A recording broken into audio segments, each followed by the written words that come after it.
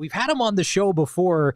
He's being a good dad today, taking time away from his son's budding hockey career to come back on the Sports Cage. Former NHL referee, Snipes and Stripes podcast host Tim Peel. Peeler, how you doing? I'm doing great, Naz. Thanks for having me on. Yeah, it's only fitting that I'm in a parking lot at a hockey arena here in St. Louis. But before we go any further, because I apologize for not following the CFL this year, Brad Watson and Brad Meyer, two Saskatchewan former NHL refs, they love their Rough Riders. And I got to ask you, how are the Rough Riders doing this year? Well, Tim, I'm glad you asked. The Saskatchewan Roughriders are 7-1. They're the best team in the CFL, and Oh, they're coming off a nice. dominant win over the Montreal Alouettes. So maybe if you got to text those guys to be like, "Hey, Tim, can we make?" You told us last time you were on, you were up here with Chaser to the motherland, as known as Saskatchewan. Yeah. So can we make you an honorary fan in Rider Nation? You're a Rider fan too. Yeah. Absolutely. I lived in Toronto, but was not an Argos fan. I love pinball, but yes, I would love to be an honorary Saskatchewan Roughriders fan. Yeah, I was in the hot spot of Porcupine Plain, Saskatchewan.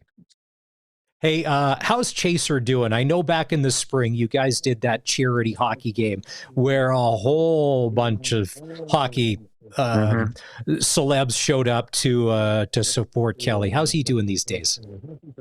He's doing great. He's feeling a lot better. He's looking a lot better. He's putting some weight on, and Chaser fought them all, but Chaser was not necessarily the biggest guy, but he had the biggest heart and he had a big set of you know what to be able to fight guys like Twist and these guys, Probert and these guys in the NHL. And he's a fighter and he's doing fantastic. I talk to him probably every other day and he's doing really well. He's hopefully on the road to recovery. Thanks for asking, Mass. No problem. Well, there's a lot of people that are. Chaser was in our corner fighting our battles or whatever. We were on the other side of the glass, living vicariously through him. So he's got a lot of support here back home. If you're in a parking lot and your son's inside hockey practice, is your son 11, 12 years old? What draft year would he be 13. eligible for Gary Bettman to call his name? I haven't thought about that yet. He's the 2012. He's 13 years old, but he actually, we just signed him up through USA Hockey and Missouri Ice Hockey Officials Association. He's going to start officiating this fall. He wants to make a little extra scratch, just like his dad did. I started when I was 13, and I did it for the exact same reason, just to make some extra money. So I'm looking forward to watching him don the black and white stripes and get out there and do his thing. Uh, I hope that the world has changed in 2025 and that the fans are a little more polite and he won't have to hear some of the things that dear old dad probably had to hear along the way when you're doing that. Hey, St. Louis is a hot spot. That's where the Tkachuks are. I saw on social media there was a Matthew Tkachuk wedding. The Stanley Cup was back there this summer. Were you part of any of the festivities? Have you been rubbing shoulders with the Stanley Cup champion and their family this summer? Not this year. I did last year, but I've been away a lot with my daughter. She's been, I think, in four horse shows in the last 6 weeks. So everybody thinks hockey's expensive. This horseback riding takes it to a whole nother level. So, but no, Matthew, the Kachucks are legends here in St. Louis. They come from such a great family, and Walt, Big Walt, and Chantel. They call Chantel Mama Bear. She's the one that she's instilled a lot of these good qualities that both these young men have. They're just incredible people. Besides being such phenomenal hockey players, they're such good people. They give to the community. They do so much for everyone, and I'm proud to call them very good friends of mine. Now, it didn't come out till after the game when they won the Stanley Cup, just what was wrong with Matthew. Did you have inside knowledge? Obviously, you didn't say anything, but did you know what was physically wrong with him while he was playing through it? I just knew it was his groin or his hip or a bit of both. So usually, if it's your groin, then your hip, you have hip issues too because you're compensating for he tried to play in the Four Nations, and obviously couldn't play the rest of the season. So yeah, the guy's a warrior, and I'm really looking forward to the Olympics this year. The last Olympics, it's hard to believe. It's sad, actually. The last Olympics was the one that I was fortunate enough to officiate in Sochi, Russia in 2014. So I think that Four Nations was a bit of a prelude to Team Canada. Can you imagine Team Canada and Team USA meeting up in the Olympics? It's going to be epic, I think. It it's been since 2014 since we had Olympic hockey. Is that right? Wow. 2014 was the last Olympics. Isn't that unbelievable? Because of uh, I, I think wars and COVID, and Oh, they haven't been able to make it work. So yeah, it's been 11 years. Well, it'll be 12 years by the time the Olympics roll around in Italy in 2026. I saw a highlight And pack the other day. that was a no, I was Oh, just go going to ahead. say that, and that was one of the highlights of my career, was working the Olympics, and I'm glad that not only the players get a chance to experience this again, but great referees like Wes McCauley, who would have for sure worked a Stanley Cup or an Olympics, if we had them every 4 years. He hasn't had the opportunity to work one. Gordy Dwyer, who's another great ref, Dan O'Rourke. So not only for the players, I'm happy for the officials in the NHL that'll get a chance to go back and work the Olympics, because it is a truly an honor and very humbling. You bring up some of the most popular names in NHL refereeing, and it seemed for whatever reason this year the refs were taking a lot of flack in the playoffs, including the Stanley Cup final, calling everything and then calling nothing. When you watched those games, did you see it the same way that they would, to be like, well, no, that's got to be called, and then there was time to put the whistles away? You're this. You're in a no-win situation. You're caught. So where do you come out on all that? You brought up a good point about the heat, the media, the attention brought on the officials this year. It's truly no different than any other year. It's just we forget about uh,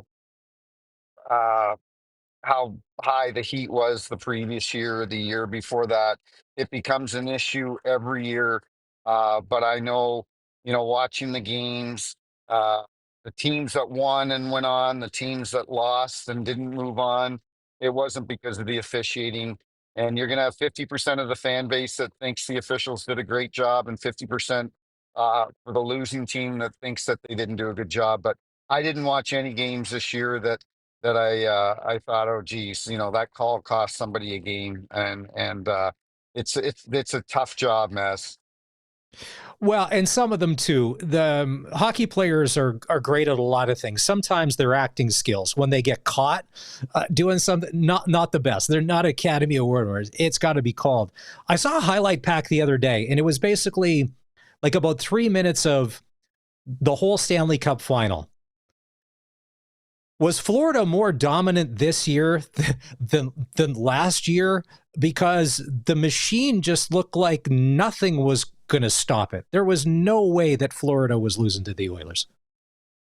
You know, uh, you're right, and after the first 2 3 games of the Stanley Cup final, I said to my podcast partner Jeremy Roenick, I go, this may be the best Stanley Cup final I've seen in 10 years or longer. It was incredible hockey. But you're right, Florida just took over, and I used this analogy the other day. I said this Florida team reminds me of because they're so well coached by Pete DeBoer. It reminds me almost of a Bill Belichick team, where they'll lose on running back or a tight end or a whatever on the New England Patriots. But Belichick is such a good coach. They've got such a great framework. What's the word I'm looking for? They're so System. structured, system, everything, and they'll plug in guys, I'm sure, this year, and it'll eventually catch up to them, because I, you can't have 6 or 7 weeks off every summer, and they've had that for 2 going on 3 years now.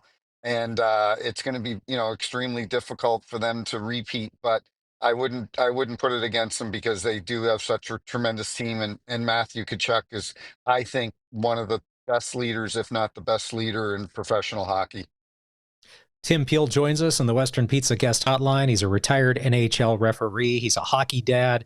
He's a horse dad, which is, I know, is really, really expensive. All right. So there's a lot of Oiler fans that are listening to this show. You've been around the game for a long time. Between you and JR, what is it going to take for the Oilers to get over the hump? They're making it to the Stanley Cup final. They're not winning. So to hoist the cup, to make Leon and Connor's the validation that they're not wasting away in Edmonton, what's it going to take for them? I hate to. Um, it's a couple things. Like, it's very easy for people to jump on the Stuart Skinner bandwagon. Now, some of that, there's some validity behind it because you watch Bobrovsky in the finals, and he made some saves, and I think stole a couple games.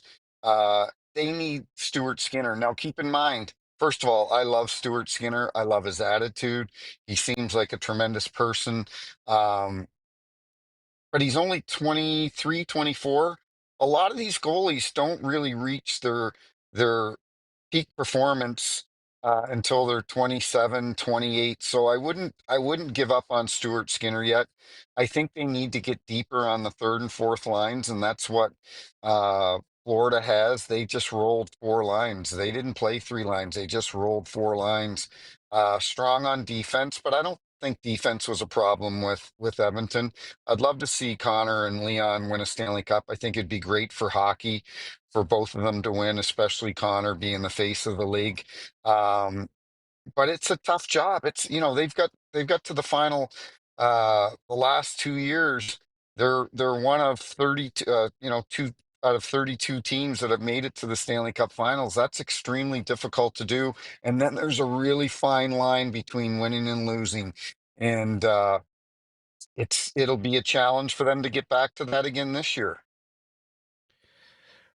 With the NHL draft, I've always wondered, they interview these players, they ask crazy questions. They're always looking for good quality people and integrity and all of that. Are general managers allowed to talk to you guys or officials in the offseason to ask about a player on the ice, to be like, hey, Peeler, how is that guy? How is he received? Because sometimes you don't always see it from the press box. You would hear what goes on the ice. Now, these are guys that are already in the NHL, but when you're looking to build a team and bring people in, does anybody ever quiz you on, hey, who's somebody out there that gets a lot of respect that maybe we don't see, or that has a voice that maybe isn't heard?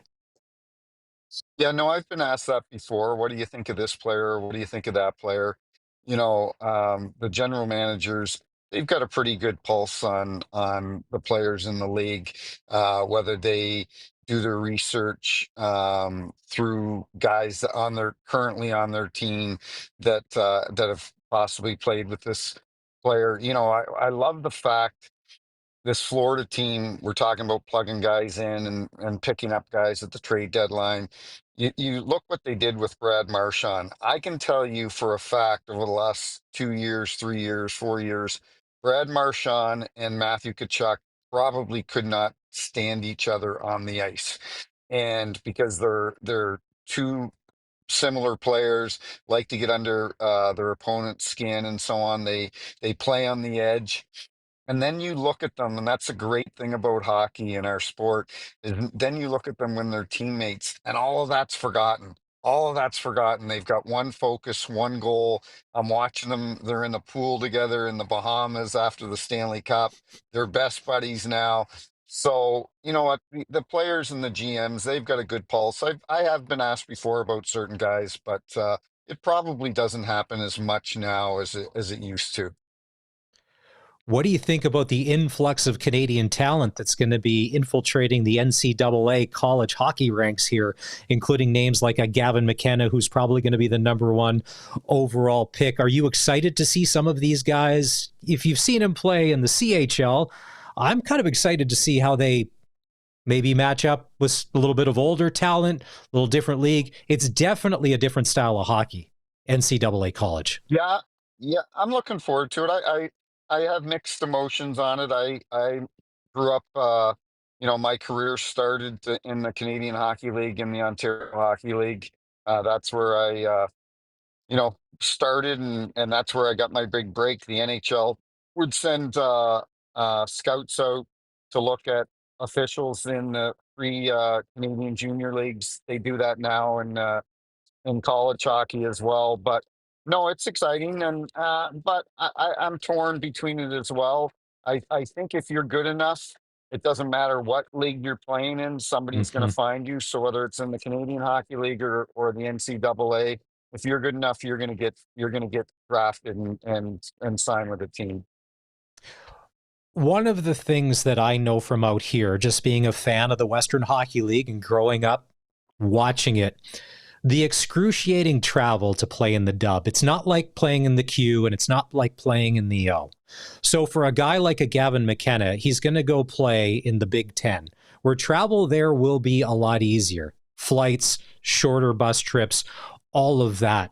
It's That's why I find you, Kelly McCrimmon, you build a team with guys from the dub, guys that are grinders and warriors that have Yep. been through it all Yep. to run that, because you need that in, in a hockey club. But you know this, Peeler, you've probably traveled millions of miles as a ref. That takes a toll on a body and on a brain, and over a long season that can be the determining factor. Barney, our partner on the show, always says by the time the dub team gets to the Memorial Cup, they're worn out because they've been around the world a couple of times. Hmm. No, that's a great point. I saw an interview a few weeks ago.